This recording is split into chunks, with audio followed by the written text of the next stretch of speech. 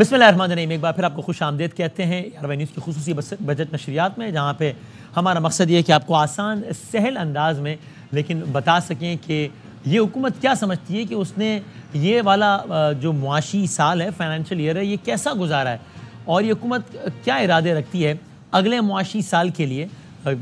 ये दोनों चीज़ें में पता लगेंगी जब अब से कुछ देर बाद तकरीबन 5:30 बजे वज़ीर ख़ज़ाना औरंगज़ेब साहब इक़्तिसादी सर्वे पेश करेंगे, बताएंगे कि गवर्नमेंट ने कैसा परफॉर्म किया, गवर्नमेंट ने जो टारगेट रखे थे कितने टारगेट अचीव हो गए, कितने मिस हो गए, और जब कल गवर्नमेंट बजट पेश करेगी तो। लेकिन हम उसकी बहुत आसान अल्फाज में इंटरप्रिटेशन करके आपके सामने पेश करेंगे इंशाल्लाह। अभी हम आपके साथ हैं, मुख्तलिफ मेहमानों से बात करेंगे। अभी टू स्टार्ट विद हमारे साथ बहुत रेलिवेंट शख्सियत मौजूद है, साबिक रहनुमा पाकिस्तान मुस्लिम लीग नून। साबिक पे बहुत ज़ोर है इसलिए कि नए नए ही साबिक हुए हैं।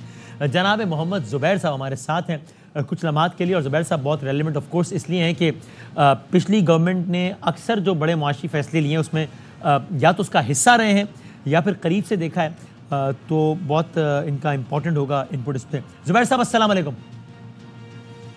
जी अस्सलाम वालेकुम जी, क्या हाल है? Thank you very much for your time sir. मैं स्ट्रेट ज़ुबैर साहब प्राइवेटाइजेशन वाले से आगाज़ करता हूँ, क्योंकि आप ज़ाहिर प्राइवेटाइजेशन कमीशन से आपका एक बराह रास्त एक रब्त रहा।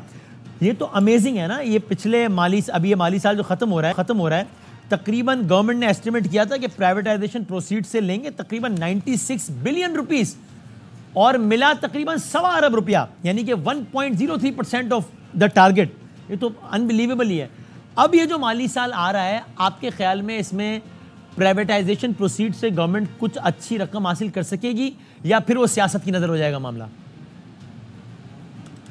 अच्छा वसीम, अगर आप इजाज़त दें मैं प्राइवेटाइजेशन पर ज़रूर बात करूंगा, लेकिन ओवरऑल जो आपने कहा गुज़िश्ता साल जो कि अभी जून में ख़त्म हो रहा है वो कैसा रहा, ठीक है, क्योंकि ये बड़ा और आसान अल्फाज में जी प्लीज़ वो बड़ा इंपॉर्टेंट है कि मेरा व्यू पॉइंट आए।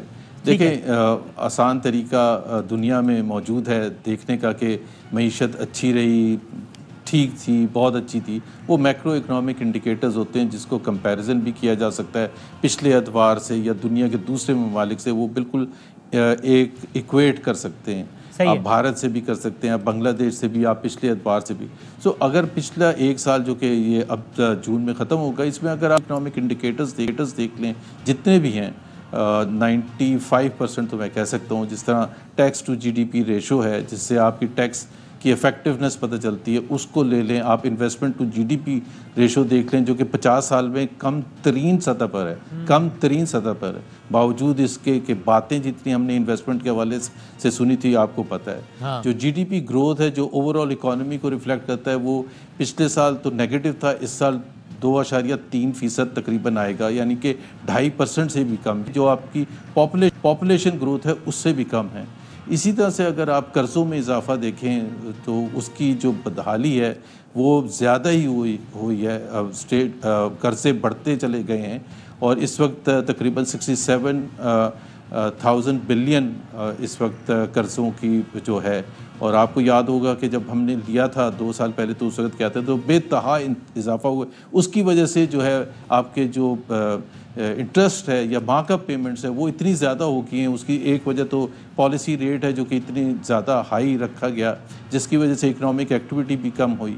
और इसी तरह से जो स्टेट इंस्टीट्यूशंस की बदहाली है, इसका कोई रफ नंबर है कि इस गवर्नमेंट ने, यानी कि जब से पीडीएम की आई है तब से लेके आज तक रफली कितने हज़ार अरब का कर्जा लिया है? मैं इसलिए पूछ रहा हूँ कि एक ज़माने में तो बड़ा पॉलिटिकल नैरेटिव का हिस्सा होता था जब खान साहब कहते थे कि क़याम पाकिस्तान से लेकर नून लीग तक इतना हुआ था, फिर अकेले नून लीग ने इतना ले लिया, फिर जब पीटीआई है तो नून लीग ने बताना शुरू किया कि अकेले खान साहब ने इतना ले लिया। तो उसी नैरेटिव को अगर आगे बढ़ा सकें तो इस पीडीएम की गवर्नमेंट आने से लेकर आज तक कितने हज़ार अरब रुपए का कर्जा हो गया? तकरीबन 50 अरब है जो 2 साल में इजाफा किया है। अब अगर उससे पहले के 3.5 साल देखें जो पीटीआई की गवर्नमेंट थी, जब पीएमएल एक्यूज़ करती थी तो वो 25,000 अरब पर लिया था और वो तकरीबन 19,000 अरब बढ़ाया था 3.5 साल पे, और 25,000 अरब बढ़ गए हैं 2 साल में, एग्जैक्ट 2 साल में 25,000 अरब। तो आप ये अंदाज़ा लगा लें कि जिस स्पीड से ये कर्जे बढ़े हैं और उसका आवाम को कितना फ़ायदा हुआ है, तो जाहिर सी बात है आवाम को तो कोई फ़ायदा नहीं हुआ है। इसी तरह से अगर आप गुर्बत में इजाफा देखें, इसी तरह से आप महंगाई देखें, बावजूद इसके कि वो इस वक्त कम हुई है 11.8% है, लेकिन वसीम वो जो ग्राफ बनाने के दो तरीके होते हैं। एक तरीका तो ये होता है कि 12.7% पर लिया था 2 साल पहले और वो ऊपर गया 38% पर, और फिर 38% से इस वक्त 11.8% है। और कुछ जो हुकूमत वाले हैं, PMLN वाले, वो 38% से शुरू करके नीचे सीधा लें। बट वो जो 38% भी हुआ था वो 13 महीने के बाद हुकूमत में रहने के बाद हुआ था, और वो बतदरीज एक इजाफा होता चला गया था। 20% क्रॉस किया, 25% क्रॉस किया, 30% क्रॉस किया था। और ये मैं CPI इन्फ्लेशन की बात कर रहा हूँ। SPI जो कि ज़्यादा असेंशियल आइटम्स को, फूड आइटम्स वगैरह को रिफ्लेक्ट करती है, जिससे आम आदमी ज़्यादा मुतासिर होता है, वो 49% तक चला गया था। लेकिन अगर आप पूरे साल का आप चूंकि इन्फ्लेशन की बात कर रहे हैं तो मैं एक लम्हे को यही रोक के आपसे ज़िमनी सवाल कर लूं, चूंकि आम आदमी को तो सबसे ज्यादा जो जिसको हम इन्फ्लेशन कह रहे होते हैं, आम आदमी महंगाई कह रहा होता है, तो वही हिट करती है ना। तो मुझे बताइए कि आप इस लॉजिक से कितना एग्री करते हैं जो कि गवर्नमेंट के दोस्त कहते हैं? वो कहते हैं बिल्कुल ठीक बात है कि इन्फ्लेशन इतनी बढ़ गई है।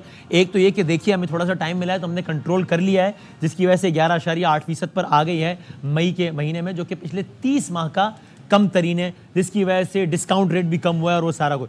दूसरा वो कहते हैं कि भाई इसमें इजाफे की वजह यह है कि जो पिछली गवर्नमेंट थी खान साहब की, जिसमें उन्होंने एक जो चीज़ पहले से तय भी नहीं थी, अचानक अपनी हुकूमत को जाता देखकर जो एक फ्रीज की पेट्रोलियम प्राइसेस और सब्सिडीज देते चले गए कौमी ख़जाने से, वो एक पॉपुलर इकदाम ज़रूर था, लेकिन उससे दो काम हुए। एक है कि ख़जाने पे अनएक्सपेक्टेड बहुत बड़ा बोझ पड़ गया, दूसरा है कि IMF नाराज़ हुआ, उसने और सख्तियाँ की।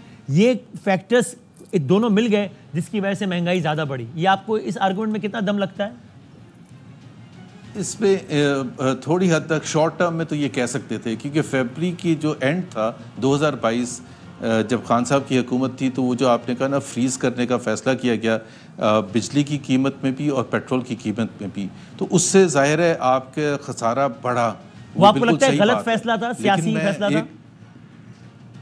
सियासी फैसला था, लेकिन मैं उसके साथ दूसरा नैरेटिव भी है, काउंटर नैरेटिव भी है। उन्होंने भी ये देख के कि जी हमारी हुकूमत नो कॉन्फिडेंस मोशन फेस कर रही है, इस वक्त तो पॉपुलिस्ट फैसला करें, इस वजह से बज़ाहिर किया था। लेकिन अप्रैल की 12 तारीख को शहबाज शरीफ साहब की हुकूमत आ गई। 14 की रात को आपने पेट्रोल बढ़ाना था। खान साहब ने तो गलत किया था ना, क्या आपने बढ़ाया? नहीं बढ़ाया। किस वजह से नहीं बढ़ाया? पॉलिटिकल रीजंस की वजह से नहीं बढ़ाया। अप्रैल की 30 को फिर बढ़ाना था, फिर नहीं बढ़ाया। मई की 15 को फिर बढ़ाना था, फिर नहीं बढ़ाया।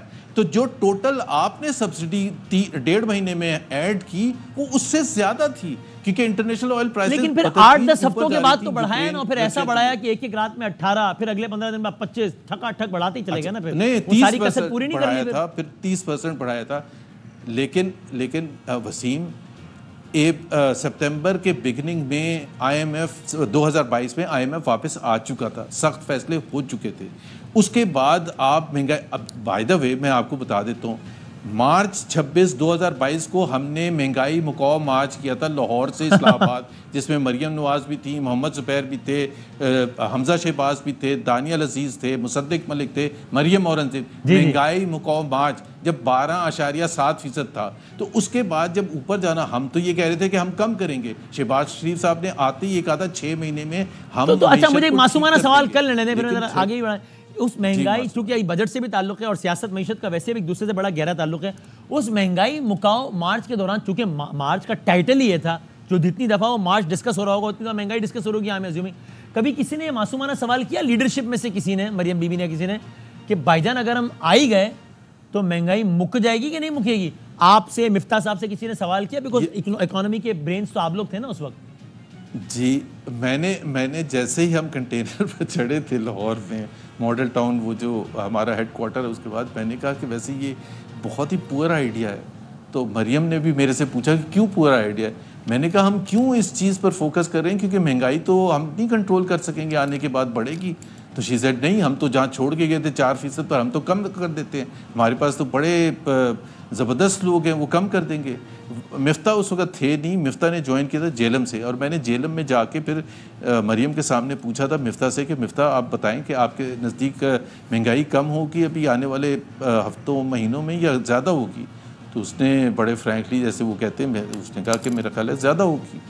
तो दूसरी बात ये थी कि अगर आपके पास मरियम साहिबा वाज शॉक्ड, ये क्या बात कर रहे हैं? It came as a surprise to her. She was shocked because she was thinking कि ये बड़ा सिंपल होता है और चूंकि ये नाअहल हैं इमरान खान, चूंकि ये चाहते ही नहीं है, ये तो सिंसेयर भी नहीं है पाकिस्तान के साथ, चूंकि ये अवाम को मारना चाहते हैं, तो इस वजह से महंगाई है। तो फिर तो बड़ी बेसिक अंडरस्टैंडिंग का प्रॉब्लम हो गया ना इकोनॉमी। अच्छा ज़बरदस्त, अगर थोड़ी देर में मेरे साथ रहें तो मैं थोड़ा सा, और फिर मैंने प्राइवेटाइजेशन में भी आना है ज़रा। मैं यही मईशत का मलगूबा ही करते हुए, जनाब फैसल वावड़ा साहब हमारे साथ हैं, तो फैसल साहब अस्सलाम वालेकुम। हुजूर बहुत शुक्रिया। मैं कोई टेक्निकल उसमें नहीं जाता कि जनाब ये फलां फलां ये नंबर वो नंबर। सवाल सादा सा ये है कि अब ये गवर्नमेंट तो ऐसी गवर्नमेंट है ना, वो चलो भाई आ गई है ना अब तो इक़्तिदार में, और कम अज़ कम ये ख़तरा भी नहीं है कि अगर हमने कोई बोल्ड डिसीजन ले लिए तो जनाब यानी गवर्नमेंट के इदारे से ताल्लुकात भी इतने ख़राब नहीं है कि इनको अपनी बका का ख़तरा हो, बल्कि it's the other way round. तो अब ये वाली गवर्नमेंट भी अगर बोल्ड फैसले नहीं लेगी, जो सेक्टर्स कभी भी टैक्स नहीं किए जाते और इसलिए टैक्स नहीं किए जाते कि इनको टैक्स किया तो फिर ये गवर्नमेंट गिराने पर आ जाएंगे, तो इस वजह से कोई गवर्नमेंट हिम्मत नहीं करती। तो क्या ये वाली गवर्नमेंट चूंकि इस लिहाज से मजबूत है कि बहरहाल इदारों के साथ इनका मामला कोई ख़राब नहीं है या इदारे के साथ ख़राब नहीं है, ये कोई बोल्ड स्टेप्स लेगी आपके ख्याल में जो मईशत के लिए बेहतर हो, बेशक अवामी तौर पर अनपॉपुलर हो? बदामी साहब देखिए, जब तक ये जो ड्रामेबाजी चल रही है ना ऑपोजिशन पार्टीज की, जैसे आज ड्रामा हुआ, पीटीआई ने फाइनेंस के ऊपर इशू बनाया कमेटी के ऊपर, और भाई मैं आपके तवज्जो से बताना चाहता हूँ, पीटीआई की सेनेट की अंडरस्टैंडिंग की गवर्नमेंट के साथ कि हम ये कमेटियां लेंगे, और इसमें ना कॉन्टेस्ट किया, ना कंटेस्ट किया इलेक्शन को, ना सिलेक्शन की तरफ आए, और आके एक ड्रामेटिक स्टेटमेंट दे दी और चढ़ाई कर दी सेनेट के सेक्रेटेरिएट के स्टाफ के ऊपर। तो आप कह रहे हैं आज जो सेनेट की कायमा कमेटी बराए खजाना के चेयरमैन बिला मुकाबला मुंतखब हुए पीपल्स पार्टी के सलीम मांडवी वाला साहब, ये पीटीआई की सेटिंग और अप्रूवल के साथ मंजूर हुए हैं? सर ये सेटिंग पहले हो चुकी है, उनको ऑपोजिशन के हिसाब से जो कमेटियां चाहिए थी, इंपॉर्टेंट कमेटियां, वो उनको दे दी गई हैं। ये अंडरस्टैंड, वरना कंटेस्ट करते हैं ना इलेक्शन को, उनका चेयरमैन भी कोई खड़ा होता आके, वो तो कोई खड़ा ही नहीं हुआ। अब सिलेक्शन तो यहाँ होती नहीं है, उसके बाद उन्होंने चढ़ाई कर दी और फिर निकलते हुए कहा जी इमरान खान साहब को भी तो हमें बताना है कि जी हमने ये सब कुछ किया है। तो भाई ये ड्रामेबाजी से हम डायरेक्ट छोड़ देंगे। मैंने छोड़ दो डायरेक्ट, कहने लगे क्या, मैंने कहा मैं तो अनअपोज करा के दिखाऊंगा। अनअपोज किया सलीम मांडी वाला साहब, क्योंकि वो एक काबिल आदमी है। अब हमें पसंद है नहीं पसंद है पार्टी, हमारा तस्वीर साथ हो सकते हैं, नंबर एक। नंबर दो ये कि आपको फाइनेंस मिनिस्टर को बैकिंग देनी है फॉर समथिंग डूइंग राइट। अगर कोई पहली बार फाइनेंस मिनिस्टर अच्छा काम कर रहा है, 11% नीचे लाया है महंगाई को, तो क्या करे, वो गालियों दे बैठकर। दूसरी तरफ ये कि प्राइवेटाइजेशन की जहां तक बात हो रही है, प्राइवेटाइजेशन तो ठोक बजा के होगी इस बार ठोक बजा के प्राइवेटाइजेशन होगी, वो उसके बगैर सर्वाइवल ही नहीं पाकिस्तान का। और पीपल्स पार्टी भी इसमें पीपल्स पार्टी क्या प्राइवेटाइजेशन के हवाले से वही काम करेगी जो आपके ख्याल में आज पीटीआई सेनेट चेयरमैनशिप के हवाले से कर रही थी इस कायमा कमेटी की, कि वो पब्लिकली तो कहती रहेगी कि हाय जुल्म हो गया, हाय गरीब, लेकिन अंदर खाने ओके भी करती रहेगी? देखिए बदामी साहब, वो क्या करती है तो पॉलिटिक्स का हिस्सा होता है हमेशा से ऑप्टिक्स, लेकिन वो तो उनको ही पता होगा। लेकिन मैं आपको बता रहा हूँ कि ठोक बजा के प्राइवेटाइजेशन होगी और होगी। यानी इस माली साल में क्या क्या प्राइवेटाइज हो जाएगा? पीआईए तो प्राइवेटाइज हो जाएगा इस माली साल में? सर अगर इस माली साल में प्राइवेटाइज नहीं हुआ तो पीआईए की जो फ्लाइट ऊपर आसमान पर चढ़ के उतरती नहीं है ना, उसी पे गवर्नमेंट बैठी हुई होगी। जब नहीं किया था उन्होंने, ना वो जहाज नीचे उतरेगा ना ऊपर चढ़ेगा, क्योंकि पीआईए की फ्लाइट है। नंबर एक। नंबर दो ये कि देखिए माजा राय कि अब हम बाहर निकलेंगे, सड़कों में निकलेंगे, हम सेनेट छोड़ देंगे। मैंने कहा छोड़ दो, निकलो यहाँ से, अगर सेनेट छोड़ना है तुमने, असेंबली छोड़ दो। ये ड्रामेबाजी, लड़ाई झगड़ा, हर बात पे कोई ना कोई तमाशा, कोई चेयर करता है, कोई तो। कल सीडीए का ड्रामा हो गया, सीडीए से मेरी बात हुई, वो कहते हैं कि जी जो बाहर प्राइवेट कॉमन एरिया है वो हमने पूरे इस्लामाबाद का उखाड़ दिया है। उसमें शिबली साहब का भी उखड़ गया, उन्होंने उसको भी बाहर किया हुआ था। तो भाई कॉमन एरिया तो पूरी दुनिया में सबका होता है। ग्रीन एरिया जो है उस पर सेनेट का इजलास चलता रहा 1.5 घंटे तक। हमारे चेयरमैन साहब भी बहुत बेहतरीन आदमी है, सॉफ्ट आदमी है, उन्होंने उसका भी प्रोविजन देते चलाने को। कभी चेयरपर्सन कोई खड़ा हो गया है, उस पर माजा रही, गालम बोलो, तमाशा। This needs to end now for Pakistan. देखिए जहाँ एक तो आपने बात कर दी कि प्राइवेटाइजेशन तो माली साल में होगी और ठोक बजा के होगी, डंके की चोट पे होगी, समझ में आ गया। इट स्पीक्स अबाउट वॉल्यूम के भी आगे इरादे क्या है गवर्नमेंट के और बाकी सबके।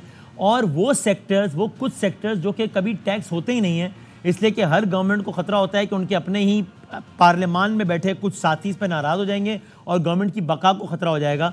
अब चूंकि एक खास माहौल है, इसलिए अब गवर्नमेंट उन सेक्टर्स पे भी हाथ डालेगी या नहीं डालेगी आपकी मालूमात के मुताबिक या ख्याल के मुताबिक? देखिए बदामी साहब, जब खास माहौल होता है ना, जी तो खास किस्म के फैसले जाते हैं। हाँ वही और वो जो खास फैसलों की तरह आप निशानदेही कर रहे हैं जहाँ जिम्मेदारी का इशू है, फार्मिंग का इशू है, फार्मर्स का है, ग्रोअर्स का है, वहां भी टैक्स लगना जरूरी है।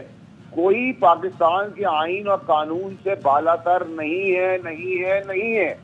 जो समझता है उसको वापस नीचे लाएंगे। इसी तरह उन टैक्सेबल एरिया जो होने चाहिए उस पर टैक्स लगना चाहिए। जब सब पे लग रहा है, हाँ प्राइवेट लगना चाहिए, लगेगा कि नहीं? चले मैं और जरा एक कदम आगे बढ़ता हूं ना। जब शब्बर जैदी साहब जब बोले थे तो उन्होंने सियासी और गैर सियासी अनासिर दोनों की निशानदेही करते हुए कहा था कि कौन कौन कहां कहां टैक्स नहीं लगाने देता।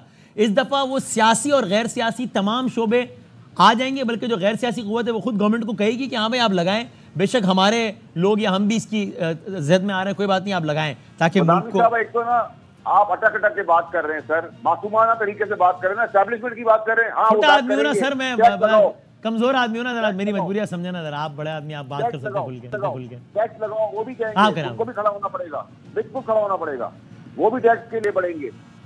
देखिए ये जो आपकी किसान से रिलेटेड या फार्मिंग या ग्रोअर्स के रिलेटेड टैक्सेशन है, ये ओवर पेंडिंग है।